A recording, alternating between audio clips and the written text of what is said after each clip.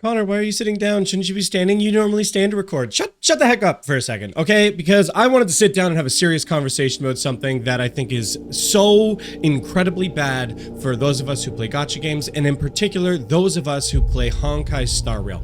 Because Hoyoverse is potentially going to be implementing one of the worst things and worst practices I think that could ever be included into a gacha game, and I think it is a absolute death flag for Honkai Star Rail if this is something that gets implemented. And I think it's really important that I want to add my voice to the chorus in talking about this issue. And today we're talking about Casterus. Now, many of us who've been sticking and playing Honkai Star Rail are really excited for Casterus. We really like her design, and some of the early information coming up for her kit looked really interesting and cool. And a lot of us have even been skipping Aglia and are probably skipping My Day because we were more interested in Casterus.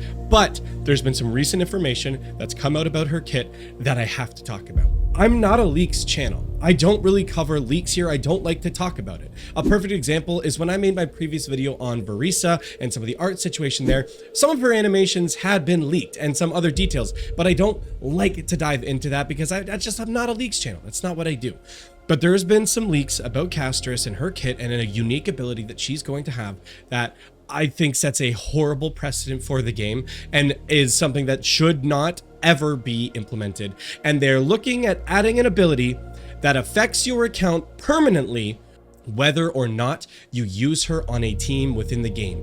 This is basically an account buff you now get by pulling on this character. That practice is so incredibly predatory in terms of the amount of FOMO and pressure that it surpasses any other standard that we've seen, like having double limited units being run on a single patch, like in the case of Genshin. The amount of pressure that is happening from this ability needs to be called out, and I hope and pray that it is not implemented on the game. Now, there's been a little bit of miscommunication about what the ability specifically does. Some people are saying that it's a free revive you get in the kit. Some people are saying that it just stops your team from dying. I want to make sure we're being explicitly clear about what this ability does and how it works, and how the ability itself wouldn't be terrible if it was on her as a unique ability when she was in the team. It's the fact that it applies to the full team that just brings it to a whole nother level. So let's look at it. I don't want to bury the lead here. I want to show you guys exactly what the text here is. I'm not going to be showing any animations in this video. So for those of you who are interested in seeing those animations, it's not going to be here. I'm not going to try and bait you into pretending that it's going to be here. It's not happening. But we do have some text, and I want to look at the description specifically about what it does. So, after obtaining Casterus, or when Casterus is in the current team, receive the following effect. In battle, when an ally character receives a killing blow, all allies that receive a killing blow in this action enter the Lunar Cocoon state.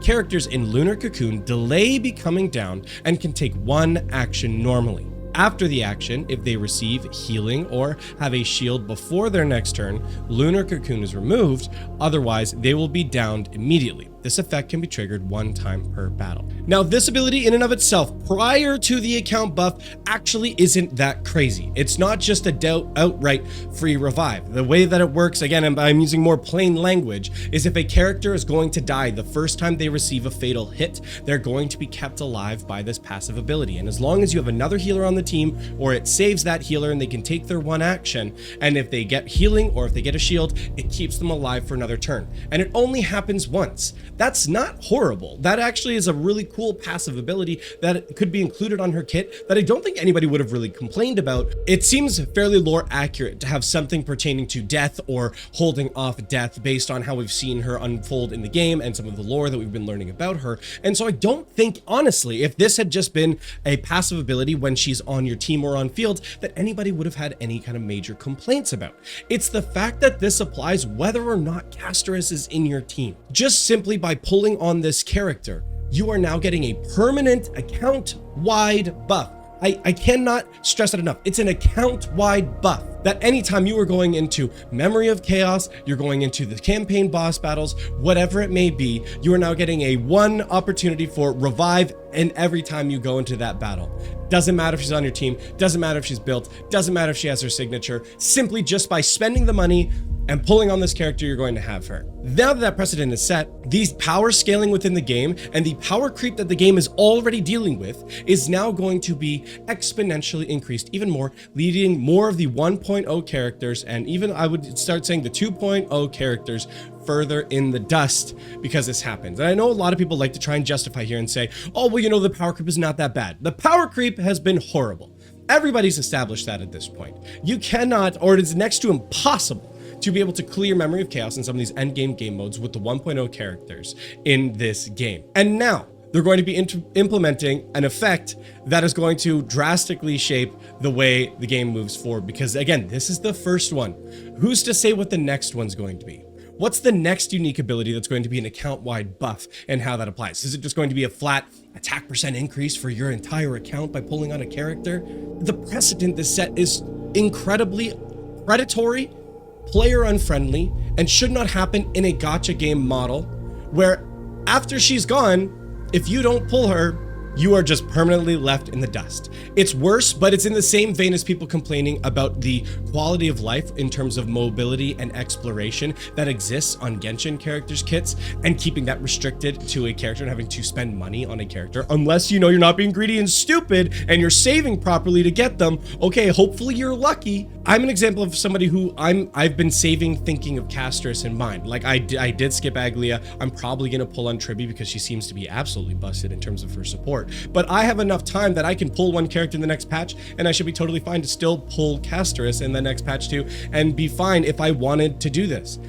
But I don't know if I even actually can bring myself to pull on this character now, knowing the kind of impact that this has in this game and how it's going to impact live. Because of the financial implications of removing abilities from characters within gacha games and the financial implications for it, they almost never nerf a gacha character in any game. And I'm saying that's outside of Hoyo, that's in other titles as well. It's just generally speaking a taboo thing you cannot do, because now you get into the situation of, oh, did you falsely market a product to somebody, they purchased it, but now you've changed the, you know, the terms of the deal or what you got in your purchase.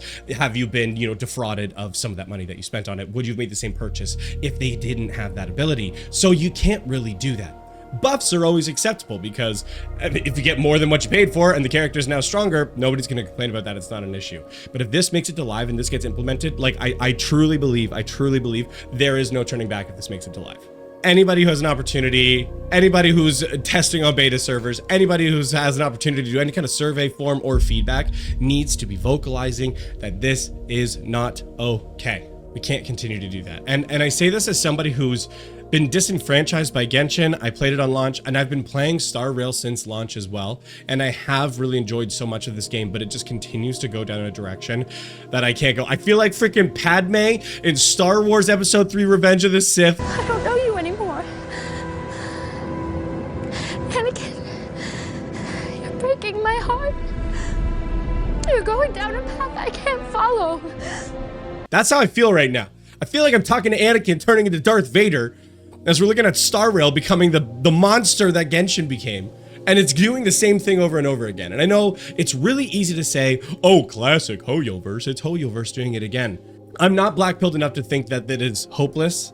I say that as somebody who enjoys Endless Zone Zero too. I'm not a Hoyoverse hater at all. I'm saying this as somebody who just wants to continue to enjoy the game, but I think it's just going down an unfortunate direction. There's already been leaks about some of the other characters as well. Leaks about Anaxa and what their kit is going to include, and the insane amount of power creep that that kit is going to bring along with it. We need, at some point, to just draw a line to say, it's not okay. This is too player unfriendly. Think about the future power creep. It's continuing to get worse and worse. If I'm not going to put all of it here because the big red flag here right now is Castris, but if you are curious, check out some of those Anaxa kit pieces. And without saying too much, let's just say Silverwolf found dead in a ditch. Players have a chance to say something. I know I've heard rumblings that the CN side is also really not happy about this, and I'm hoping there can be some additional movement there because it seems like they listen to the CN side of things way more than they listen to the North American and Western side of things. And so I know they do listen, and so I'm doing my part, you do your part, you know, so make sure to like and share this video, get it out there, get it in front of other people so we can continue to just vocalize that, like, and look, if they take this out, I'll let it go. I'll let it slide. And you know what? I've heard other people say it too. I'll drop the video. I'll get rid of this. If this is something that doesn't make it to live, when we finally get the reveal, if this is not something that's available on her kit, or it is at least updated that it has to be she's on the team and on field, then I honestly would be okay with that. I don't think it's that drastically overpowered. They still require some kind of like healing or a shield, so you need some kind of sustain on the team to make sure that that happens. It's not that horribly unbalanced. It's the fact that it's an account-wide adjustment. But let me know what you guys think in the comments down below. How do you feel like about this? Are you as upset as I am? Do you think I'm blowing it out of proportion? Because I don't think we are, and I think this is the direction that the game should not go down. But that's gonna be it from me, everybody. Thank you so much for watching. We'll see you next time.